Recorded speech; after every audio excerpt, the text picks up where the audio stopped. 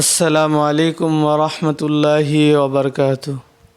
সম্মানিত দর্শক শ্রোতা, আমরা অনেকে অনেক সময় বিভিন্ন ধরনের পেরেশানির মধ্যে থাকি।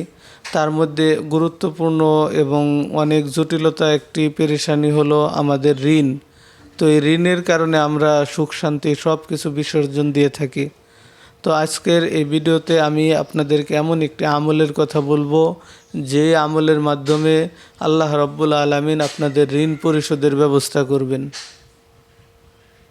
আল্লাহ রাব্বুল আলামিন আপনাদেরকে ধনী বানিয়ে দিবেন, ধন দৌলত ইজ্জত সম্মান বৃদ্ধি করে দিবেন।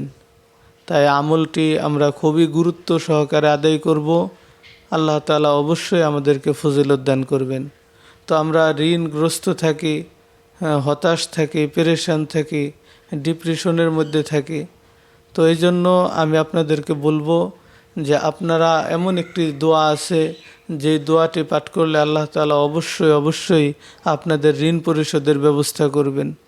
আল্লাহ তাআলা হয়তো আপনার মাধ্যমে ঋণ পরিশোধ করাবেন, অথবা আপনার পরিবারের মাধ্যমে কারো দ্বারা ঋণ পরিশোধ করাবেন, অথবা আল্লাহ তাআলা যে কোনোভাবে আপনার ঋণ পরিশোধের একটা ব্যবস্থা করে দেবেন।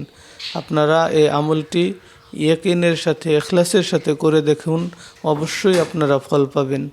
আর সেই আমলটি হলো ফজরের আজানের পর ফজরের সুন্নত নামাজ আদায় করে ফজরের ফরজ নামাজ আদায় করার পূর্বে আপনারা 40 বার দোয়া ইউনুস পাঠ করুন।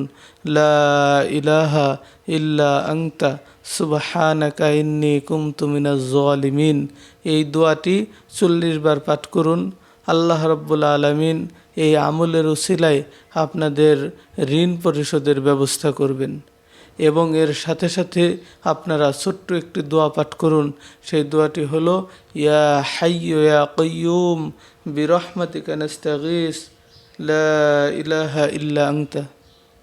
এই দোয়াটি আপনারা পাঠ করুন, তাহলে আল্লাহ তাআলা আপনাদের ঋণ পরিশোধের ব্যবস্থা করে দেবেন। তাছাড়াও হাদিসের মধ্যে নবী করিম সাল্লাল্লাহু আলাইহি ওয়াসাল্লামের পক্ষ থেকে একটি বিশেষ দোয়ার কথা আসছে।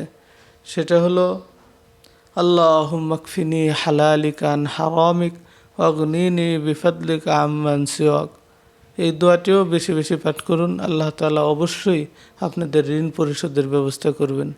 ওয়া মা তাওফীক ইল্লা বিল্লাহ।